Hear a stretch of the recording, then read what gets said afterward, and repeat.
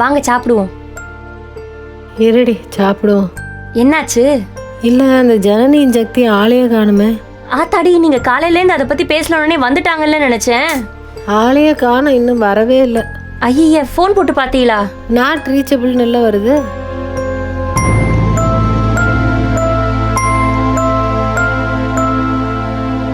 Phone சுவிட்ச் ஆஃப்னு வருது. என்னாச்சு இவங்களுக்கு? Not reachable. நேத்தே ஆளை காணும்னு நான் சொன்னேன்ல காலையில. இன்னும் வரலன்னு ஒரு மாதிரி பயந்து வருது. இந்த புள்ள ஒத்த போனை போட்டு நான் பத்திரமா இருக்கேன்னு சொன்னா தான் என்ன?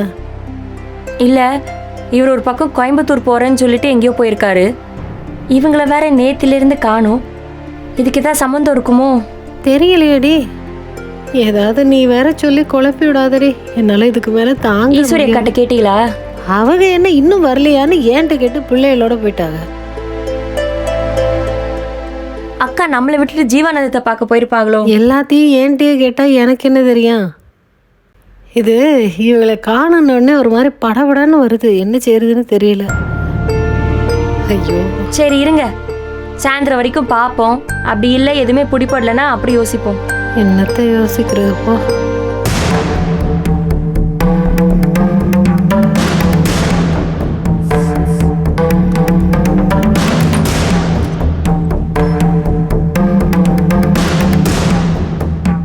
ஆதிர, எங்க கிளம்புற? வெளியே போறியா? ஏய், உன்கிட்ட தானம்மா கேட்குறேன். ஆதிர, எங்க கிளம்புற?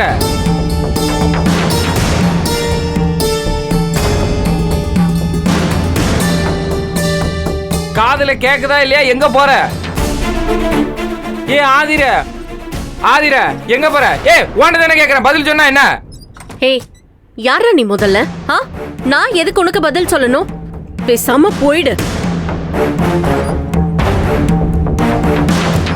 சும்மா என் அண்ணனுங்களுக்கு கை காலை பிடிச்சு விட்டு எடுப்படி வேலையை பார்த்தா நான் அப்படியே உன் கூட வந்து ஒட்டிப்பேன் நினைச்சிட்டியா? போடா, ஓ ஒழுங்கா ஓடிடு.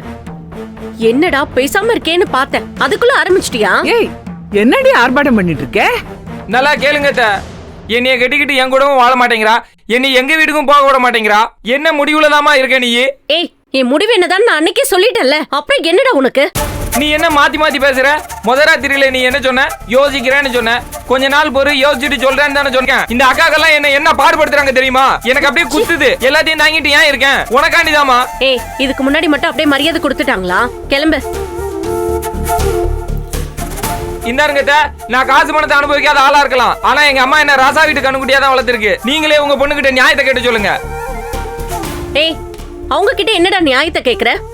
என்ன நியாயம் வேணும் உனக்கு? அம்மா, நீ ரொம்ப நியாயமா தான் என்ன கல்யாணம் பண்ணிக்கிட்டியா? வேண்டாம் வேண்டான்னு அவ்வளவு கெஞ்சினல்ல, அவ்வளவு கத்தி கதறி கால்ல விழுந்து கெஞ்சினல்ல. நான் வேண்டான்னு விட்டுட்டு போக வேண்டியதானே அப்பவே? ரோட்ல வச்சு எதுக்கு நான் கட்டாயப்படுத்தி தாலி கட்டினேன்? எதுக்கு நான் கட்டாயப்படுத்தி தாலி கட்டினேன்? இது அடுத்த பஞ்சாயத்து. ஆதிர, வெளியே வந்தா கோபமா பேசுற, உள்ளார வந்தா சிரிச்சு சிரிச்சு பேசுற. எனக்கு ஒரே குழப்பமா இருக்கு. இங்க இருக்கவங்க எல்லாம் உன்னைய குழப்பி விட்டுட்டு இருக்காங்க. ஆதிர, எதுனால நம்ம வீட்ல போய் பேசலாம் வா. வா ஆதிர, எதுனால இருக்குது? என்ன பண்ணிட்டு இருக்க? எதுக்குடா கை பிடிச்சிருக்கிற? யோ, எல்லாமே உங்களால தான் ஏன் வந்துச்சு. நீங்க தானே தாலி கட்ட சொன்னீங்க. இப்ப அதை வச்சு தான் ஏன் தங்கச்சி மிரட்டுறா? ஏய், நீ என்ன பண்ணி தொலைச்சா எப்படி பேசிட்டு இருக்கா? ஏய், என்னடா பெரிய பாயிண்டா பேசுறத நினைச்சுக்கிறியா? அறிவு இருக்கா உனக்கு இல்லையா? அவங்க தாலி கட்ட சொன்னா உனக்கு அறிவு எங்க போச்சு? இப்ப அவரைய பார்த்து தாலி கட்ட சொல்லுவாங்க, கட்டுவியா? வந்துட்டான் பெரிய மாதிரி. அவங்க தான் மாறிடுவான்னு சொன்னாங்க. சொல்லுவாங்க, இவங்க எல்லாம் 1000 சொல்லுவாங்க. ஏன்னா பொம்பளை ஆளுகெல்லாம் இவங்களுக்கு அடிமை, அறிவில்லாதவங்க, இமோஷன்ஸ் இல்லாதவங்க, அப்படிதான் பேசுவாங்க. உனக்கு எங்க போச்சு புத்தி?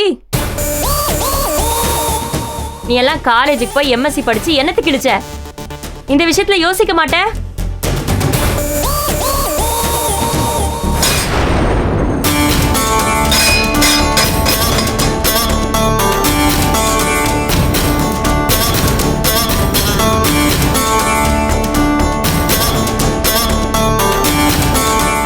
ஏய், எல்லாத்துக்கும் அண்ணன் சொன்னாருங்கிற.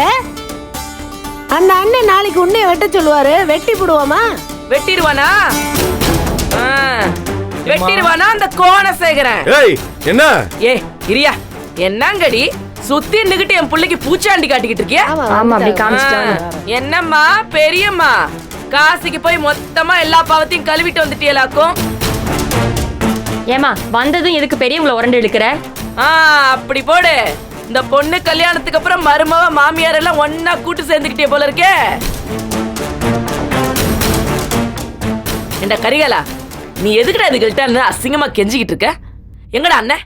கீழே கூப்பிட்டு நறுக்கு 4 வார்த்தை கேட்க வேண்டியதானே? ஏமா வேணாம். ஏய் மரியாதையா பேசு, வார்த்தையை அளந்து பேசாமா. என்னையா மரியாதை?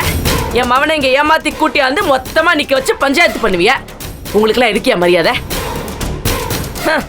அண்ணனுக்கு ஒரு பக்கம் போயிருச்சு போல இருக்கே. ஏய் வாய மூடுறி. என் மகனை பத்தி பேசுன கூறு போட்டுடுவேன். அவன் வீட்ல இல்ல, உன் புள்ளைய கூட்டிட்டு கிளம்பு. நீ போடா. போடான்னா எப்படி போறது? என் பொண்டாட்டிய கூட அனுப்புவீங்க. எங்க வீட்டுல போய் நான் பஸ் ஸ்டாண்டுக்கு ஏற்பாடு பண்ணிக்கிறேன். டேய் முதல்ல என்னடா சொல்ற? அன்னைக்கு போன போட்டி எல்லாம் முடிஞ்சிருச்சுன்னு சொன்னியடா. அப்படிதாம்மா சொல்ல சொன்னா இவ.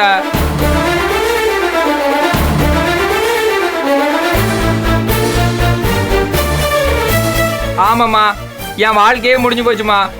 ஆரம்பிக்கிறதுக்கு முன்னாலேயே என் வாழ்க்கை முடிஞ்சு. இவ என் கூட சேர்ந்து வாழவே மாட்டேங்கிறாமா. ஏய் என்னாடி உனக்கு பெரிய உலகலிக்கு நினைப்பா? தாரு, எனக்கு என்ன வயசு இருக்கும்? 40 வயசு தான். இந்த பைய சீக்கிரம் பிறந்து தொலைச்சிட்டான். இன்னைக்கும் நான் சீவி சிங்காரிச்சு பொட்டு வச்சுட்டு வந்தா எப்படி இருப்பேன் தெரியுமா? உனக்கு என்னடி நூடுல்ஸ்க்கு புடவை கட்டின மாதிரி ஒரு உடம்பு, அழகுன ஆரஞ்சு மாதிரி ஒரு மூக்கு. நீ எல்லாம் என் பையன் கிட்ட மல்லு கட்டுறல தாரு, வெளுத்து விட்டுருவேன். மரியாதை வீட்டுக்கு கிளம்பி. இருங்க, எங்க வீட்டு பொண்ணுதான் நல்லா இல்லல, அப்புறம் என்ன எங்க விட்டுட்டு போ, நாங்க பாத்துக்கிறோம். நாங்க மண்டபத்தை வரதட்சணையா கொடுத்து கல்யாணம் பண்ணுவோம். இப்போ நாத்தனார்காரி வரமாட்டேன்னு நாங்க விட்டுட்டு ஓடிடணுமா? மண்டபமா? என்ன மண்டம்? என்ன சொல்ற? எங்க மண்டபத்தை வாங்கின அண்ணன் வந்து பதில் சொல்லட்டும். அது வரைக்கும் நாத்தனார்காரி என் வீட்டுல இருக்கட்டும். என்னடி உளற நீ? தம்மா சம்மந்தி அம்மா, உன் புள்ளைகிட்ட போய் கேளு. கதிர்வேல் பேருக்கு என் புருஷன் அந்த ஆளோட கல்யாண மண்டபத்தை எழுதி கொடுத்திருக்கான். புரியுதா? கதிர்வேலா? என்னடி? தெரியாதுக்கா எனக்கு. என்னங்க?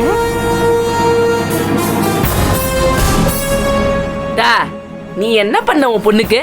எக்கேடு கெட்டோ போன்னு காசி கிளம்பி போயிட்டல. மத்த முறையெல்லாம் பேசுறானே உன் மூத்த மவன், என் மவனை இங்க கூட்டியாந்து சோறு கூட போடல. உன் பொண்ணு அவனுக்கு பொண்டாட்டியா இருக்க மாட்டாளாம். நாங்க அல்வா தின்னுட்டு தள்ள துண்ட போட்டு போறதுக்கா? தாருங்கடி, நீங்க எல்லாம் எது பேசுறதா இருந்தாலும் உங்க வீட்டு ஆம்பளைங்கள்ட்ட போய் பேசுங்க. புரியுதா? தாருங்க, அந்த ஆள் தான் என்ன வீட்டுக்கு வர சொல்லி வெத்தலை பாக்கு மாத்தினான். என் வீட்டுக்கே வந்து உன் மவளை கல்யாணம் பண்ணிக்க சொல்லி கெஞ்சினான். கட்ட சொன்னது அந்த ஆளு. இப்ப என் மவன் ஏமாந்து நிக்கணுமா? ஏய் மாதிரி கிளம்பு முதல்ல. அவளதான் உனக்கு மரியாதை. கிளம்படி. ஏமா கொஞ்சம் நில்லு. இது பாருமா, நீ நல்லவளோ கெட்டவளோ, ஆனா நீ இப்ப கேட்ட கேள்வி எல்லாம் சரி. அத்தை நீங்களும் என்ன? இருடி, இதுல நீங்க யாரும் பேசக்கூடாது. ஆதிரா நீ பேசு. இப்பதான் நீங்க சரியான தாய்.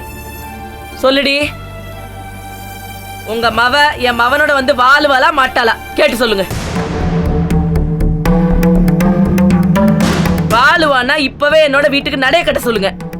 இல்ல மாட்டேன் முடியாதுன்னு சண்டித்தனம் ஏதாவது பண்ணா நான் என்ன பண்ணுமோ அதை பண்ணிக்கிறேன். என் வழியில நான் பாத்துக்கிறேன். கேட்டு சொல்லுங்க மவள்கிட்ட. தாரடி ஆதர, நீ என் மவன் வேணான்னு சொன்னதுக்கு அப்புறம் என் மவனை கூட்டு பொத்திட்டு போயிருவேன்லாம் நினைச்சிடாத. உன்னைய உங்க அண்ணனை, உங்க அண்ணன் தானே எனக்கு வாக்கு கொடுத்தது. உங்க அத்தனை பேர் குறவலையும் மீச்சா கொண்டு போடுவேன் பாத்துக்க.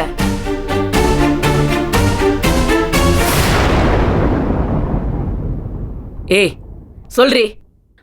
இப்ப என்ன உங்களுக்கு என் முடிவு தானே தெரியணும்? அத்தால இத்தனை நேரம் கேட்டுட்டு இருக்கோம். முடிவெடுக்க தான் போறேன். கொஞ்சம் வெயிட் பண்ணுங்க. வந்து என் முடிவை சொல்றேன். இன்னைக்குள்ள இது எல்லாத்துக்கும் ஒரு முடிவு கட்டுறேன். நானும் இதுக்காக தான் ரொம்ப நாளா வெயிட் பண்ணிட்டு இருக்கேன். இன்னைக்கு தெரிஞ்சிரும், இன்னைக்கு எல்லாருக்கும் தெரிஞ்சிரும். ஏய் எங்கடா போறா? ஆதிரே, ஆதிரே என்னடா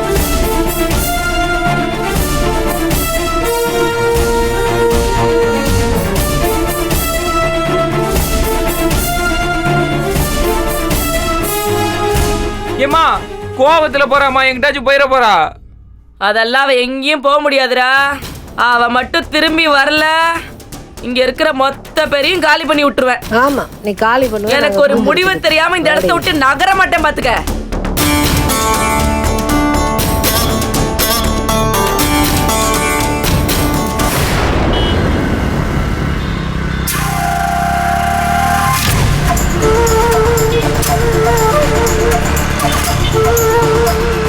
ஏழைங்களுக்கு கொடுக்கறானா இல்ல ஐவாஷுக்காக அவங்க பேர்ல மாத்திட்டு அவங்க எல்லாரையும் இவன் கண்ட்ரோல்ல வச்சுக்கிட்டு ஏதாவது பண்றானான்னு இப்படி பல angle யோசிக்கணும்ல Janani.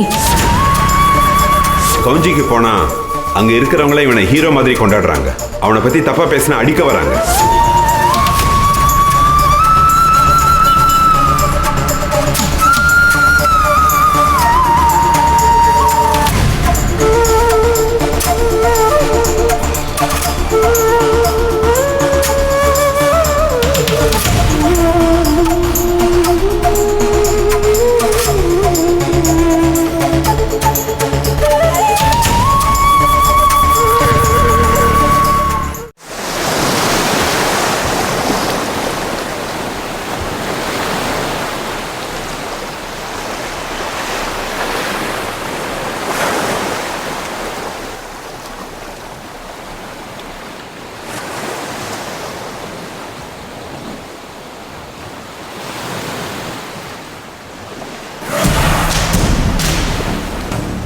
வந்துட்டாருப்பா. Sir, Valavan sir, வாங்க வாங்க, இங்க இருக்கான் குணசேகரா. பாரு, நம்மளை தான் தேடிட்டு இருக்காரு.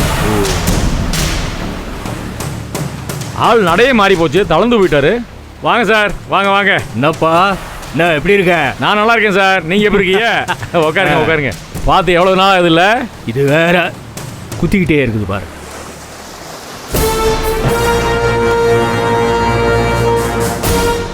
துப்பாக்கி,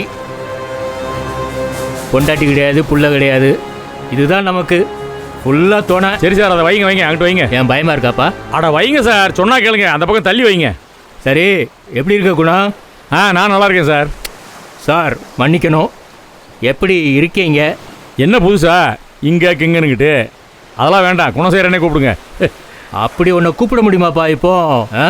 நீ பழைய மாதிரியா பெரிய முதலாளி, பல பேருக்கு படி அளந்துட்டு இருக்க? அதனால நீ சரி சார், நீங்க என்னமோ சொல்றீங்க, நான் கேட்டுக்கிறேன். என்னப்பா கையை ஒரு மாதிரியா புரட்டி வச்சிருக்க? அதான், அது ஒன்றும் இல்லை சார், அரிசி மூட்டை மேலே விழுந்துருச்சு, சுழுகிக்கிருச்சு. நீ ஏன்பா வீட்டில் இவ்வளோ ஆள் இருக்கிறப்ப அரிசி மூட்டை எல்லாம் புரட்டி புரட்டி போட்டுட்டு இருக்க?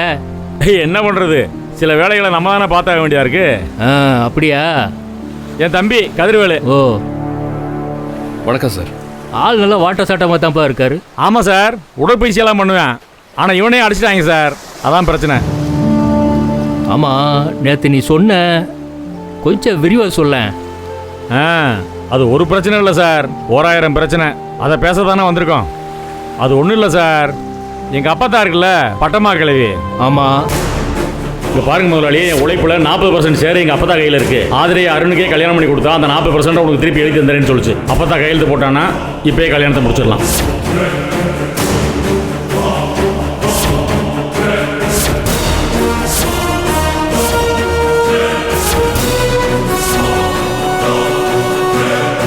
சொத்து மொத்தமும் போச்சு. அங்க உங்க ஆபீஸுக்கு வந்து வேற ஆளுங்க உட்கார்ந்துக்கிட்டு உங்க ஆளுங்களை எல்லாம் வெளியில துரத்துறாங்க. கவர்மெண்ட்ல இருந்து எதுவும் சீல் வச்சிட்டாங்களா சார்? ஜீவானந்தம்னு ஒரு ஆளு.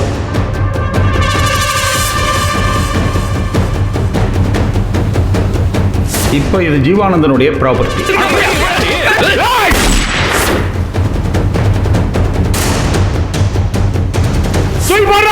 என் மேல கை வைடா பாத்துருவோம். அப்படியே குண்டு கட்டா தூக்கி என்னை கம்பெனிக்கு வெளியே போட்டாங்க சார்.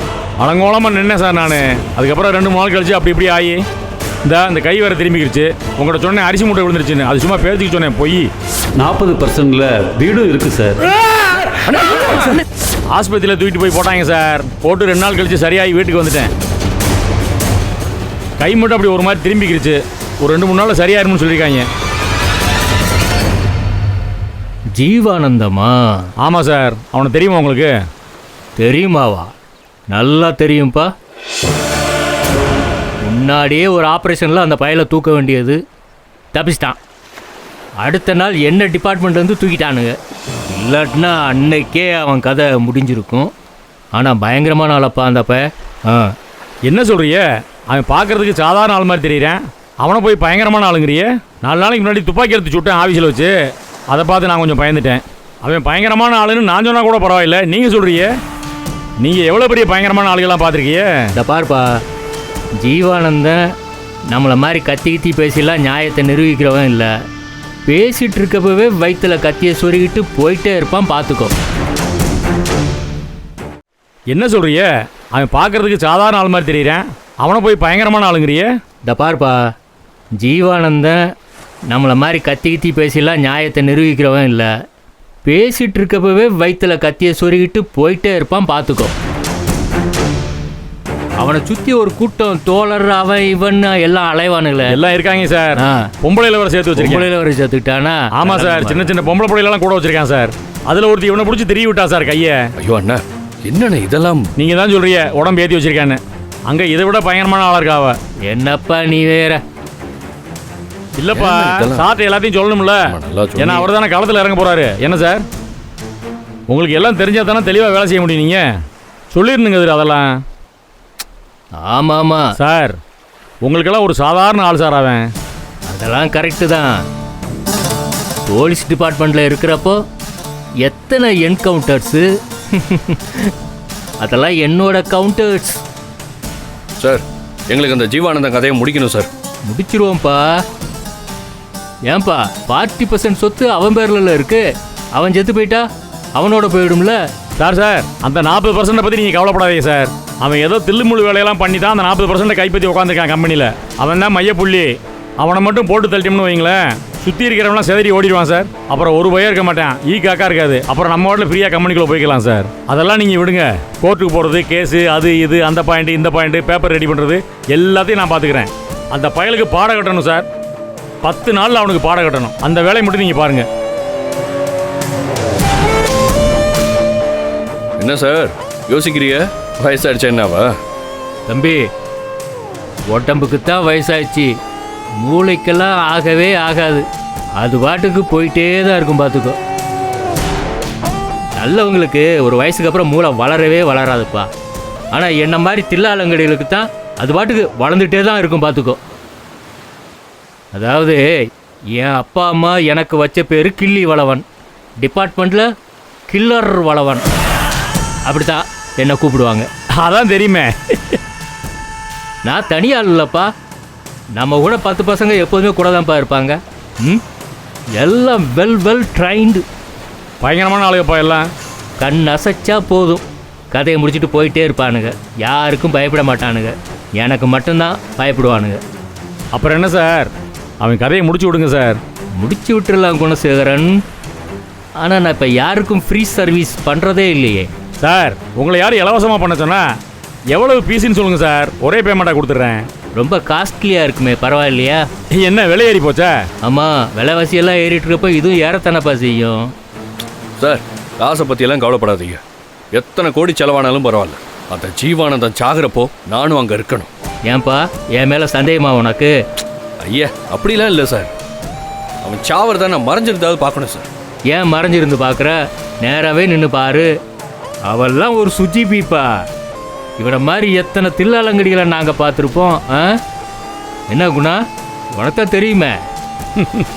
ஆமாம், 1-2 அடேங்கப்பா. நீ வாப்பா, போகிறப்போ நிறைய கதையை பேசிட்டு போவோம். அது சீக்கிரமாக உள்ள வைங்க, இடுப்பில் வைங்க, பயமாக இருக்கு. பார்த்து வைங்க, வெடிச்சிட போகுது உள்ள. ஏன்ப்பா நீ வேற? என்னது வேட்டியை கட்டிட்டு பூடிச்சு போட்டிருக்கே காலில்? அது பெரிய கதைப்பா. ஒரு ஆப்ரேஷனுக்கு நான் போனேன், காலில் அடிபட்டு ஆப்ரேஷன் எனக்கு பண்ண வேண்டியதாக போச்சு. அப்படியா? கொஞ்ச நாளைக்கு டாக்டர் ஷூவை போட்டு நடங்க வைங்கன்னு சொல்லியிருக்காரு, அதான் போட்டிருக்கேன். ஆனால் இதெல்லாம் நம்ம வேகத்தை குறைச்சிருமா என்ன? ஆமாம், வீர தழும்புகள் வேணும்ல. வாப்பா போ, வாப்பா. சரி சரிப்பா, தூக்கி விடு.